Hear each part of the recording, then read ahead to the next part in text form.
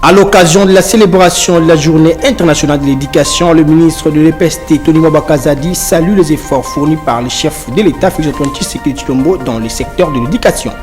Le professeur Kimwanga Eyambo Papi, président de la dynamique pour le bien-être des Congolais, DBC, juge positif les bilans du chef de l'État durant ces 3 ans. Le Maroc n'est pas extraordinaire, c'est passable, il faut juste être sérieux. Tels sont les propos de Général Raoussi Chaloué, membre de la Commission Sécurité et Sûreté de la CAF.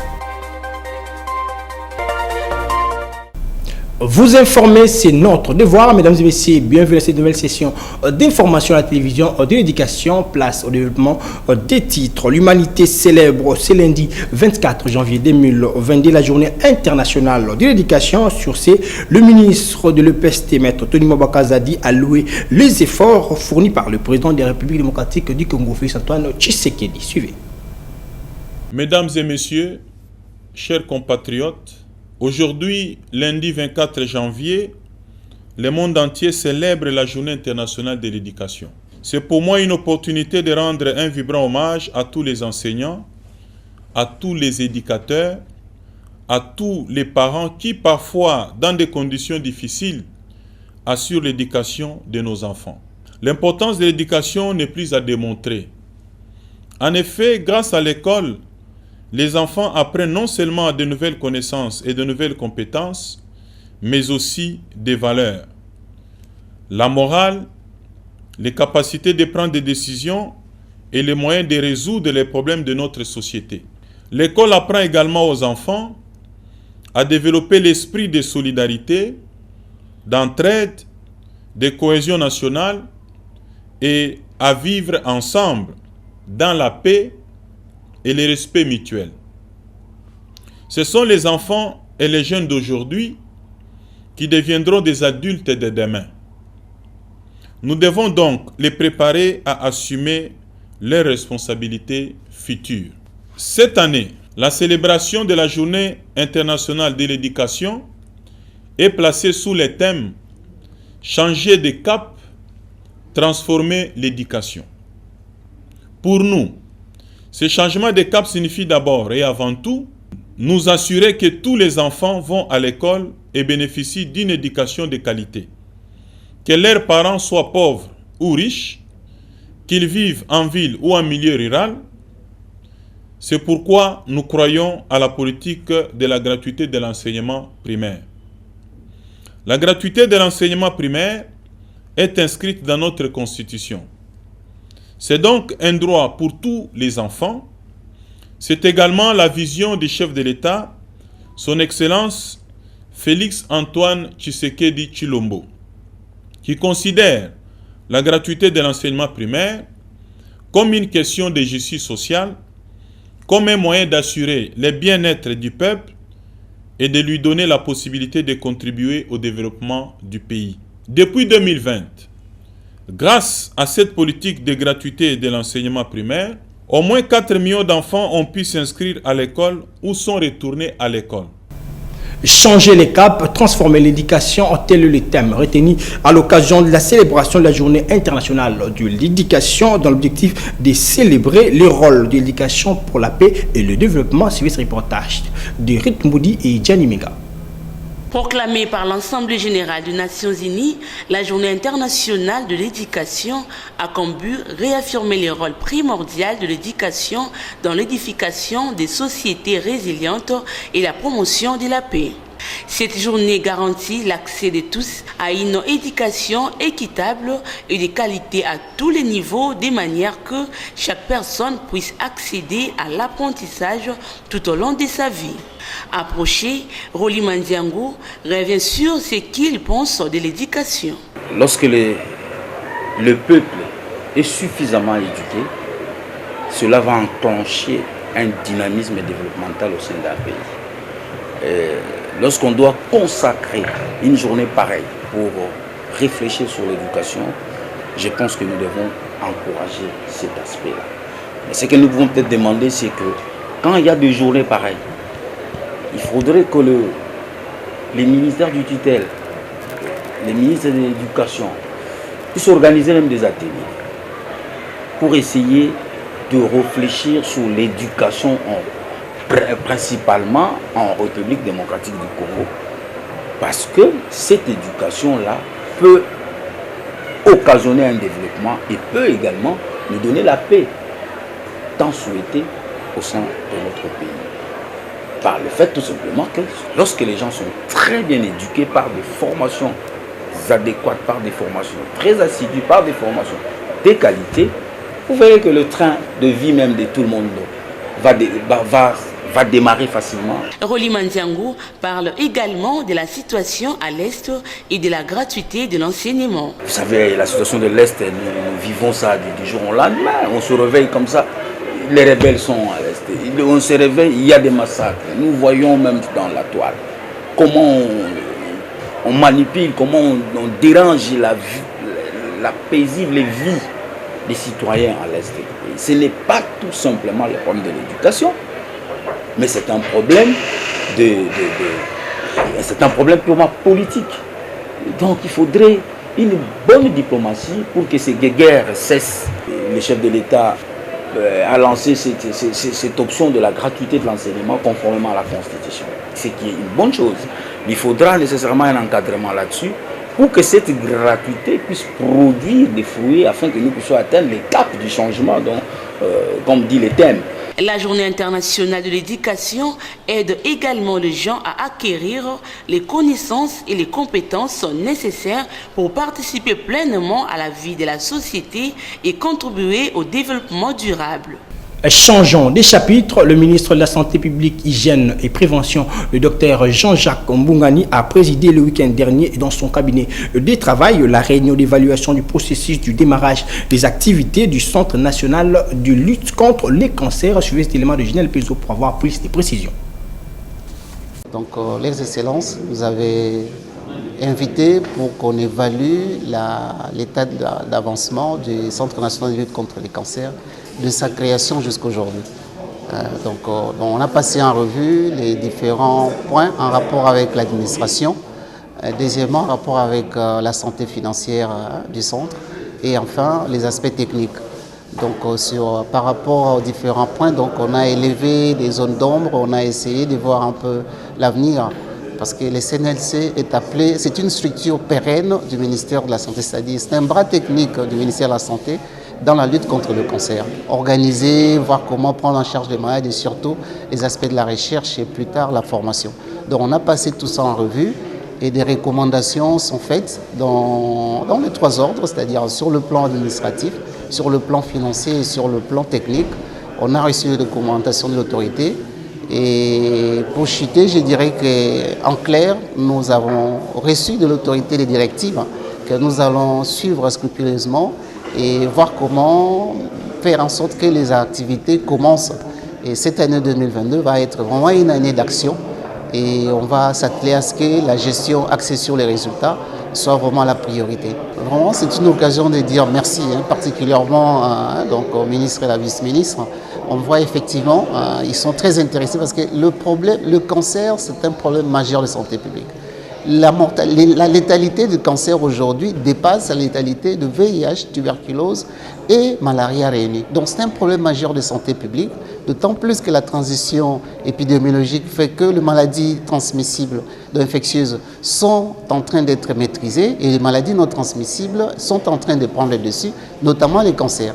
Et ajouter à cela le vieillissement de la population et l'environnement qui s'est pollué. Donc le problème des cancers va être vraiment un problème majeur dans les jours. Donc ils ne font qu'anticiper. Et donc la mise en œuvre ou l'implémentation du Centre national de lutte contre les cancers doit préoccuper l'autorité.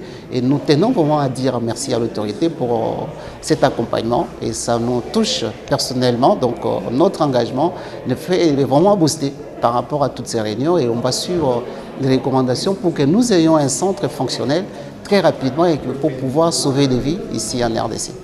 Évaluation de la première phase du projet Kinshasa Zéro Trou. Le ministre des Infrastructures et Travaux Publics, Alexis Guizaro Mouvouni, était sur terrain et s'est dit satisfait. Suivez. 3 mois après son lancement, le projet Kin Zéro Trou évolue bien. Dans cette première phase qui a pris fin le 15 janvier dernier et qui couvrait 24 artères de Kinshasa, 5 millions de dollars américains ont été mis à la disposition des entreprises contractantes sur un total de 32 millions de dollars américains. Voici quelques images d'avant les travaux respectivement au Triangle Cité Verte, Libération, LDK, pour ne citer que ces artères. Le ministre des ITP a procédé à une évaluation de ce projet ambitieux du gouvernement Samadi des Warriors.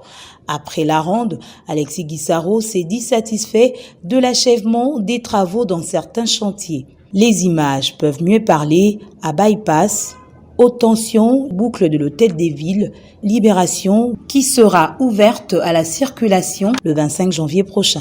Des mises en garde et des injonctions claires ont été données aux entreprises qui ont connu du retard, notamment ici, au croisement des avenues Marais et au Congo. Vous venez de commencer à accélérer les travaux, mais vous avez été très lent au début. Et c'est ça qui explique le retard dans lequel vous êtes aujourd'hui. Comme vous voyez, c'est une zone commerciale ici. Donc vous devez absolument faire des efforts. Je vais faire un suivi particulier sur ça. Ok ?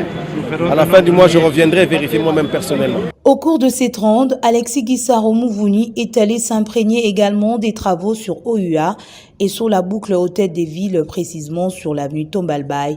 La population a invité le patron des ITP à jeter un œil sur l'avenue Kassavubu, délabrée complètement. Se mettant à la peau des usagers de ce coin, Alexis Guissaro était obligé de prendre la moto.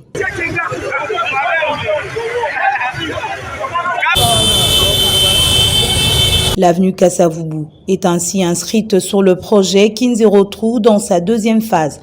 Les travaux démarrent la semaine prochaine.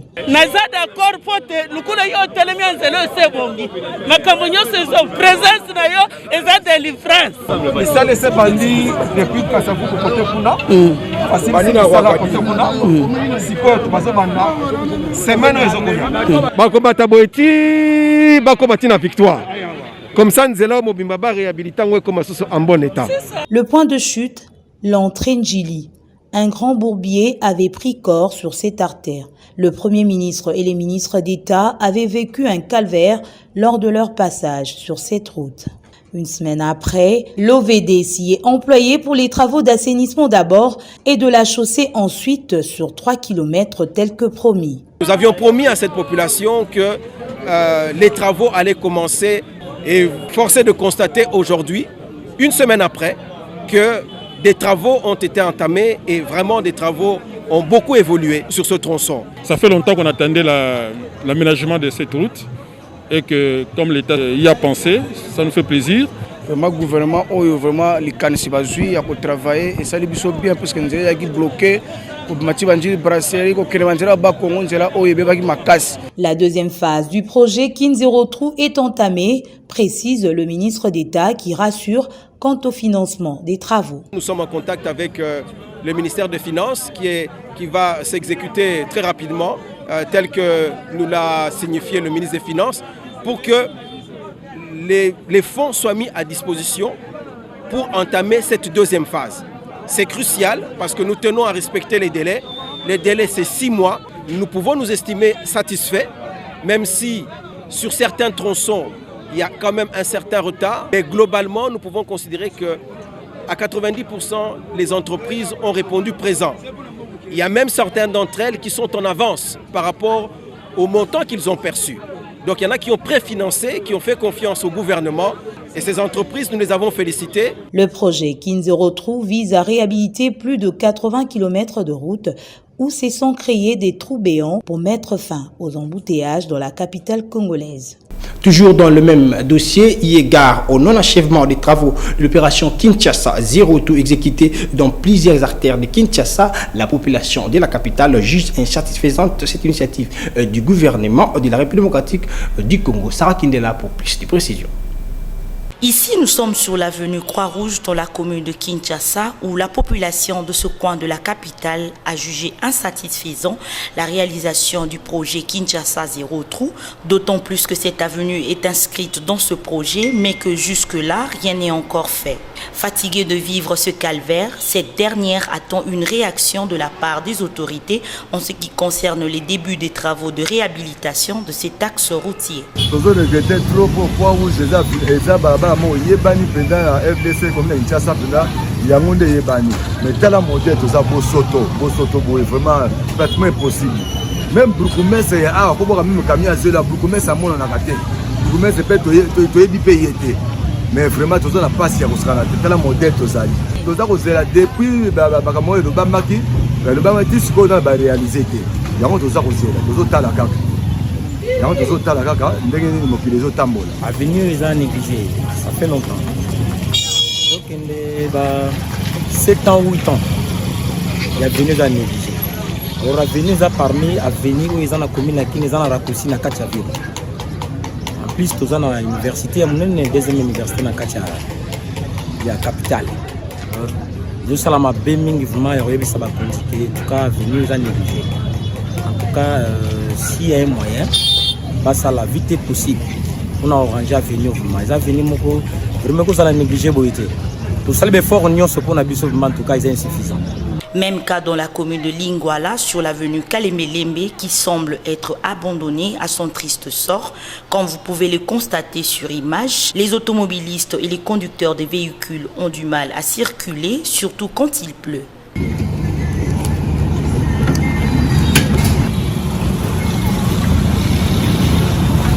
Il faut rappeler que le projet Kinshasa Zéro Trou vise à réhabiliter 86 km de chaussées ciblées présentant de fortes dégradations dans les différentes routes sur l'ensemble de 4 districts de la ville de Kinshasa. Tout à fait autre chose, le conseiller du président national du mouvement des solidarités pour le changement, Pichu Dingui, a lancé le dimanche 23 janvier les activités de l'année 2022 consacrées essentiellement à la mobilisation générale. Objectif 2023, et c'est après l'évaluation de celle de l'année 2021 et a commencé en même temps sa tournée politique dans la commune d'Intel, précisément au quartier Badara. Suivez cet élément de Nomi Katako.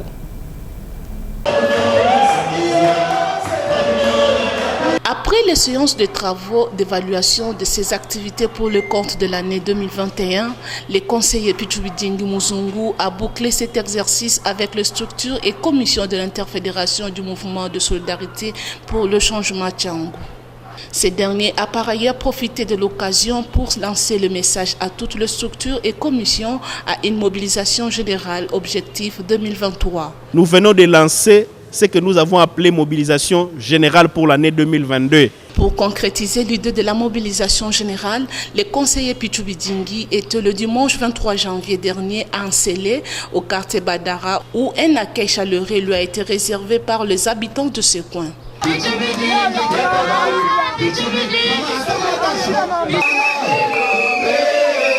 Le conseiller Pichubidingi a exhorté la population de cette partie de la capitale à faire confiance au ticket du mouvement de solidarité pour le changement et développement du quartier Badara, avant d'inviter tous les chefs de section et cellules à une mobilisation générale objectif 2023. Depuis qu'on avait clôturé notre évaluation, nous avons dit que l'année 2022, c'est une année de mobilisation générale.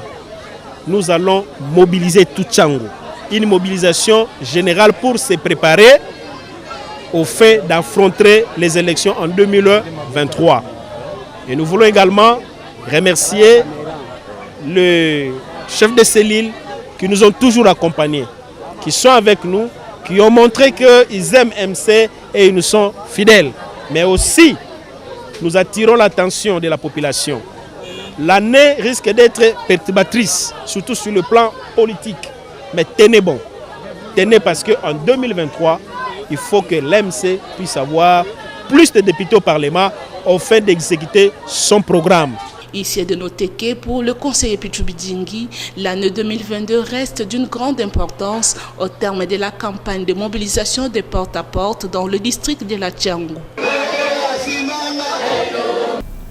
Comme annoncé au sommaire, réagissant sur les 3 ans du président de la République Félix Tshisekedi à la tête de la République démocratique du Congo, les professeurs Kimwanga et Yambou Papi, président de la dynamique pour le bien-être des Congolais, DBC, juge positif son bilan. Suivez.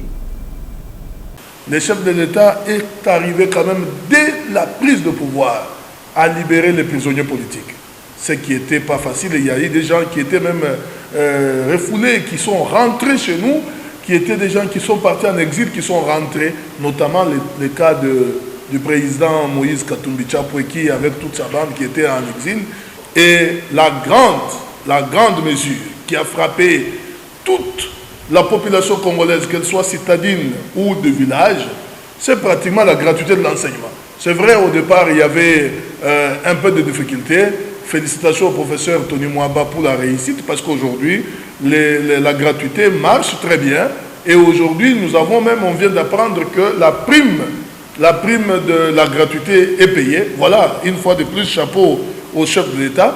Il y a aussi plus de 1,5 milliard de quoi? Des réserves d'échange à la Banque centrale. C'est-à-dire nous avons renoué avec les institutions de Bretton Woods, qui généralement n'avaient plus confiance en nous. Les multiples voyages du chef de l'État ont fait que le Congo puisse être reconsidéré. Aujourd'hui, nous avons beaucoup d'argent et des sommes d'argent qui sont données dans le cadre, et nous avons sécurisé nos échanges. Je voudrais aussi parler de l'état de siège. Les gens peuvent trouver peut-être ça anodin, mais je dois vous dire que c'est une mesure efficace qui a fait aujourd'hui que le nombre de morts a baissé, contrairement à avant l'état de siège où on avait des égorgements massifs, et dans nos WhatsApp on ne cessait de voir ça. C'était horrible même pour les enfants. Aujourd'hui, avec l'état de siège, avec la mutualisation des efforts avec l'armée ougandaise et la nôtre, nous avons compris qu'on est en train de tendre vers l'élimination, voire pourquoi pas l'éradication de ces troupes négatives. Je dois terminer parce que finalement, il y a la bonne gestion de la pandémie de Covid-19. Aujourd'hui, vous allez constater, dans tous les pays de la région, nous sommes parmi les pays qui ont un taux de décès très faible. Dans le même registre, Maître Shadrack Ngoy parle également d'un bilan largement positif en dépit de toutes difficultés rencontrées pendant la coalition FCC Cash. Il est au micro de Ruth Moudi et Daniel Ngandou. S'il faudra parler du bilan du président de la République, le bilan est largement positif. Et tous nous savons qu'il y a eu une passation pacifique civilisée le 24 janvier 2019, où c'était une première en République démocratique du Congo. Nous avons vu des hautes personnalités, à l'occurrence du sénateur à vie, M. Joseph Kabila Kabange, et l'actuel chef de l'État, son Excellence Félix-Antoine Tshisekedi Tshilombo, qui était entré au pouvoir à date du 24 janvier 2019. Et le président de la République, lorsqu'il a pris les bâtons de commandement au sein de la magistrature suprême, il avait trouvé ces pays étaient par terre. Voilà pourquoi certaines personnes se posent la question de savoir mais comment un chef de l'État peut dire que Moké Koufa. Mais je me dis, en les disant, il a dit par rapport aux réalités, tout ce qu'il avait pu trouver. Il avait trouvé la mégestion, il avait trouvé la corruption, il avait trouvé l'impunité, mais lorsqu'il est arrivé au sommet de l'État, la première des choses était d'arrêter cette hémorragie. S'il faudra parler du social de la population congolaise, je dirais que le président de la République a quand même amélioré le social, notamment en mécanisant plus de 200 000 agents et fonctionnaires de l'État. Vous savez, dans un pays où les agents et fonctionnaires de l'État travaillaient, mais les salaires étaient tellement minimes, le chef de l'État arrive au pouvoir, il améliore d'abord les conditions sociales et il arrive à réaliser sa promesse de la mécanisation. Il y avait des parents qui travaillaient aux institutions publiques qui ne touchaient rien comme salaire pendant plusieurs années sous le régime passé. Mais le président actuel, lorsqu'il est arrivé au pouvoir, la première des choses, c'était de voir comment mécaniser une promesse qui a abouti à une réalité. Dans une déclaration rendue publique le dimanche 23 janvier 2022 à Kinshasa, les CALCC condamnent la répression policière enregistrée lors de la manifestation organisée à Lubumbashi dans la province du Haut-Katanga pour exiger la libération du pasteur Ngoï Mulunda. Pour cette fin, je vous laisse suivre leur déclaration lue par Jean Bosco Lalo, président du CALCC, au micro de Copain Koutoumissa. Le bureau national du Conseil de l'apostolat de laïcs catholiques du Congo, CALCC, a appris à travers divers médias locaux, nationaux et internationaux la nouvelle faisant état de la barbarie qui a caractérisé la répression de la marche pacifique organisée le 18 janvier 2022 à Lubumbashi par des citoyens congolais pour revendiquer la libération du pasteur Daniel Ngoï Mulunda Nyanga, président honoraire de la CENI, qui croupit en prison pour des raisons d'opinion. Cette manifestation réjouit totalement l'esprit du communiqué de presse du 13 janvier 2022, à travers lequel le CALCC a demandé que la récente mesure de grâce présidentielle soit étendue à tant d'autres prévenus et détenus d'opinion. Le CALCC encourage le chef de l'État à accorder aussi cette faveur discrétionnaire au révérend pasteur Daniel Ngoï Mulunda Nyanga. Les forfaitures résultant de la répression barbare de cette manifestation constituent un recul démocratique grave dans un état dit de droit. Nous joignons ainsi notre voix à celle des autres qui ont énergétiquement condamné cette sauvagerie d'une outre époque, à savoir le message de l'archevêque métropolitain de Lubumbashi, le communiqué des députés nationaux de l'espace Katanga, le communiqué numéro 002/01/22 du panel des experts de la société civile, etc. Tout en exigeant une sanction exemplaire à l'endroit de tous les auteurs de ces cas de violation des droits humains devenir récurrents, au risque de devenir des actes ordinaires, le CALCC saisit cette occasion pour encourager la population congolaise à ne pas abandonner ce droit légitime de la liberté de manifestation publique reconnu et garanti par l'article 26 de la Constitution de la RDC. Cette disposition s'impose à tous. Parlons province dans ce journal en Ituri, le membre des concertations pour la paix et l'appui au PDDRCS ont échangé dans une réunion avec le gouverneur militaire, le lieutenant général Luboya Kashama Johnny et suivi cet élément dénommé Katako. S'activer dans le sens d'obtenir la première sortie massive de miliciens et de mettre sur pied un mécanisme mixte entre FARDC, PDDR6 et MONUSCO pour la prise en charge de rendus en attendant le plan opérationnel de DER6 au niveau national figure parmi les recommandations formulées au cours de cette réunion de travail. Jean-Marc Mazio, coordonnateur provincial AU du PDDR6, appelle les communautés et les groupes armés à s'approprier ce processus. C'est un programme qui vient répondre aux attentes de la population de l'Ituri. Et pour le moment, nous sommes dans la phase de l'opérationnalisation. La réussite de ces programmes dépend de nous, comme Ituriens. Nous devons nous engager. Le temps est venu que nous puissions maintenant nous approprier, que tout le monde puisse maintenant prendre ces programmes en main et travailler ensemble pour qu'il y ait la sortie de la crise, pour une paix durable, la sécurité, mais aussi la reconstruction de notre chère province Ituri. Les groupes armés doivent comprendre que non, il y a un temps pour tout. Donc on a fait la guerre, on connaît ce que ça a donné, mais pour le moment, il est temps de faire la paix. Pour sa part, le gouverneur militaire, le lieutenant général Luboya Kashama Johnny, insiste sur la paix en Ituri, une priorité en cette période où le chef de l'État, commandant suprême de FARDC, Félix Antoine Tshisekedi Tshilombo, met les bouchées doubles pour le retour définitif de la paix et de la stabilité de la province. En sport, pour boucler complètement cette session d'information, tirage au sort barrage mondial Qatar 2022, le général Raoussi Chaleux, membre de la commission sécurité et sûreté de la CAF, déclare que le Maroc n'est pas extraordinaire et c'est passable, il faut juste du sérieux. Suivez. Pour moi, c'est passable. C'est passable. On dit toujours ça. Oui, on dit ça, mais il faut du sérieux. Dès qu'on met du sérieux dans le travail, ça sera passable. Ils ne sont pas extraordinaires. C'est ça. Donc c'est nous qui devons mettre du sérieux dans ce qu'on fait et ça sera passable.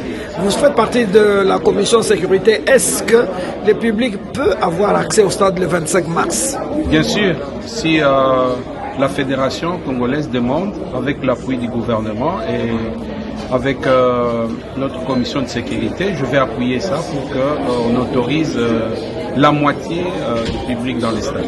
Ça sera possible. Mais on a une chance extraordinaire. On a un chef d'État qui adore l'équipe nationale et il va certainement s'impliquer. Ça, c'est extraordinaire, comme je l'ai dit.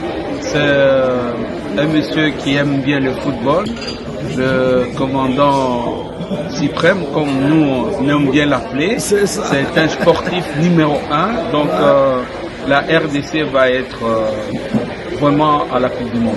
Avec lui, comme on dit, Fatih Béton, on va être à la Coupe du Monde. Alors pour le public congolais qui sera le 25 mars au stade de Martyrs, vous avez un message? C'est appuyer à fond l'équipe nationale, appuyer à fond. Il ne faut pas attendre qu'on marque, il faut commencer dès le départ, appuyer l'équipe et c'est ça qui va pousser tous les joueurs à faire le but. Il faut qu'on gagne au départ et au retour on préserve ce qu'on va faire au départ. Vous êtes ici au Cameroun, ça les léopards, ça fait mal quand même, hein? Je représente quand même. Ça ne fait pas mal, mais je représente. Je suis là et il y a aussi les arbitres qui sont là. Et nous avons le secrétaire général qui est aussi congolais. Donc nous sommes représentés. Oui, on espère qu'en 2023 en Côte d'Ivoire, on sera présent au niveau de l'équipe nationale. Ça c'est promis. On s'implique. Et surtout comme la fédération, il va avoir de nouvelles autorités. Place au rappel des titres. À l'occasion de la célébration de la journée internationale de l'éducation, le ministre de l'EPST, Tony Mwabakazadi, salue les efforts fournis par le chef de l'État, Félix Antoine Tshisekedi Tshilombo, dans le secteur de l'éducation. Le professeur Kimonga Eyambo Papi, président de la dynamique pour le bien-être des Congolais, DBC, juge positif les bilans du chef de l'État durant ces 3 ans. Le Maroc n'est pas extraordinaire, c'est passable, il faut juste être sérieux. Tels sont les propos du général Raoussi Chaleux, membre de la commission sécurité et sûreté de la CAF. Et c'est ici que prend fin complètement cette session d'information. Si vous avez aimé, dites merci à la grande équipe rédactionnelle de la télévision d'éducation. Restez branchés sur nos programmes et prenez soin de vous car chaque jour est une vie. Au revoir.